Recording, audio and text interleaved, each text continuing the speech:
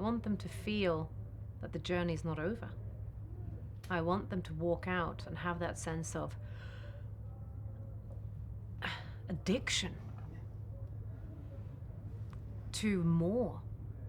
I want them to be curious about the continuation. I want them to want to go and see it again. I want them to think that they missed bits. I want them to want to call their family and say, oh, I want this to be a family journey. Can we go with Granny and Grandpa and our kids, and let's go and have dinner before, and then we go and see Dune. You know, I want that gathering. I like the social collectiveness, and I want us to be the reason for that gathering.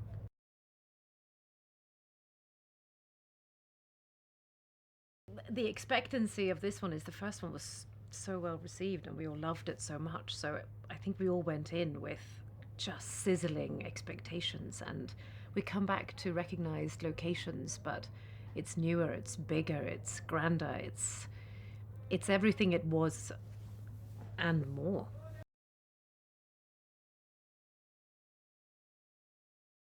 When I found out that we literally pick up from where we ended, that for me was the ultimate continuation.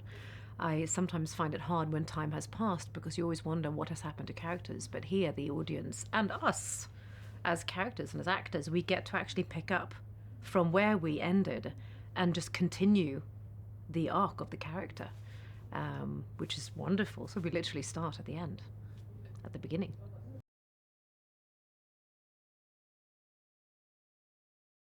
But I think what's interesting is there was a switch of character.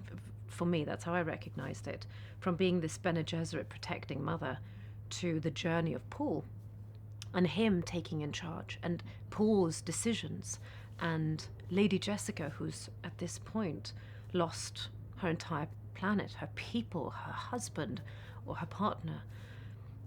There couldn't be more of a vulnerable state of being, and then being cast into the unknown, chosen by Paul to walk into it. It's a very hostile environment where all of her tentacles are constantly on display.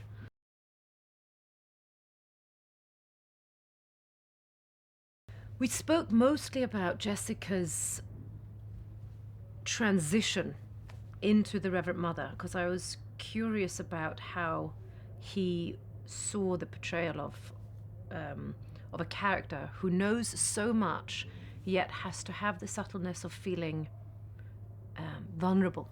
Because I always find it interesting to dig into the vulnerability and the fact that she's constantly aware of her children. Something that I kept on saying to Denny is, the mantra that I sit on for her is, I know that my path is correct, but I can't push a prophecy.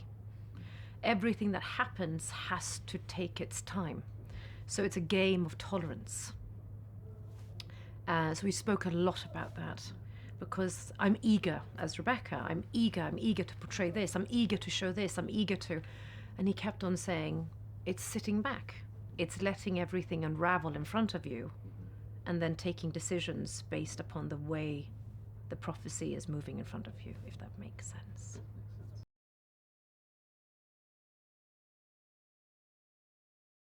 There are two separate entities with her. For me, it is when she is the Reverend Mother, which is most of the film, and when it is prior to it. Those are two separate characters. Even though she's a Bene Gesserit, she's so enlightened with knowledge. And then on top of it, there's a very calming sense of stability with her. It's a constant stillness. And it's the idea that when words are spoken, she is 400 dimension past that. So whatever I need to do to get into that mindset, but then also trying to take all of that and shake it off and just make her as relatable as possible, because I find characters who are relatable, even if they have superpowers and extraordinaire, much more interesting.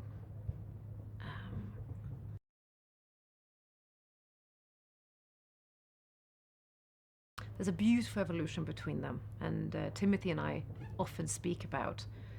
We had a wonderful scene the other day when Jessica is sent south, and Paul and Chani and everyone else are going to fight in the north, and we have our different reasons and obstacles, and we support each other, but we're also completely each other's opposites throughout the film. And there's a moment where I just saw the way that Timmy was playing it, and I had read it completely differently. And he had taken it to such a mature level, where it wasn't blame culture, where it wasn't this youthful, boyish development. It was rooted in understanding and the acceptance that he knows his mother is a fundamentalist and a full believer. And how he takes it and what journey he decides to go on is the choice he does. But just those little moments are wonderful.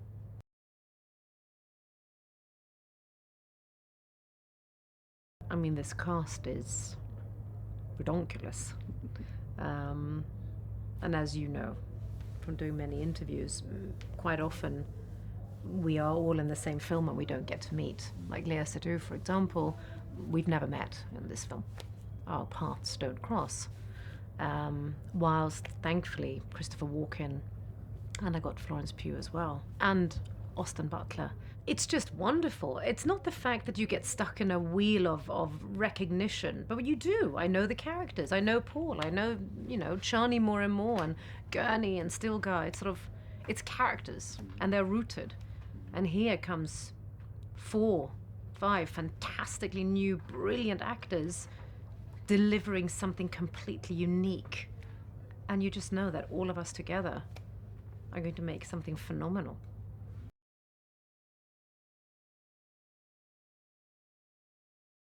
I wonder if it mirrors the person who Denis is when it comes to the cast, or if it's the fact that people become something different when they're on a set with Denis, because there are no selfish egos who destroy an environment. It's so friendly, it's so kind, everyone holds space for each other.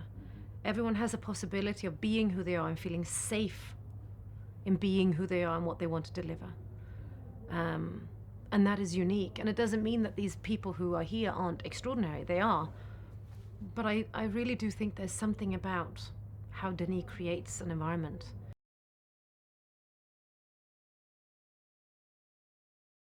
But I was very drawn to Christopher Walken, and I was drawn to Charlotte Rampling. I like stories.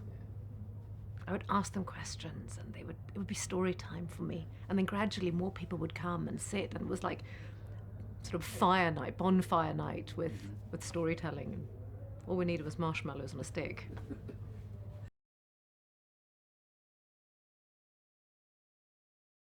If we live in a society that grander and bigger is the best word to describe something developing, it isn't. It can stand still. It's storytelling. It's brilliance within the calm. It's moments. It's the locations. It's being able to go into the incredible Wadi Rum desert and find new angles, new sets, sharp edges. It's everything that was that you can expect, but it's a different story. I advise people to see the first film, but you can come in and see the second film and it's a freestanding entity. That is a master who can go from small to big to small to change. It's unexpected.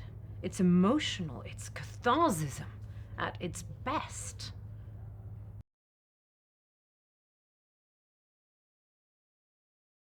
So Denis and I had these conversations. Denis has a fetish for fabric.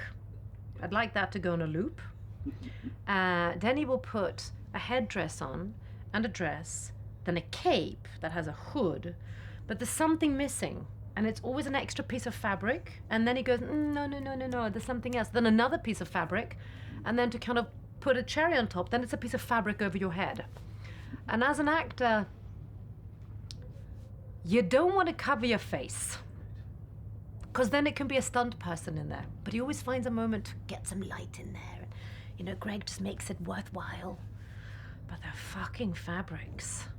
It is so heavy, and then you look at it and it looks otherworldly. This is Denis. He just creates this shape. It's not perfect. It's timeless. It reminds me of the. Do you remember Arrival? You know those big alien creatures. That's the shape. It's constantly bridged. So I do it for him. I will cover my face for him.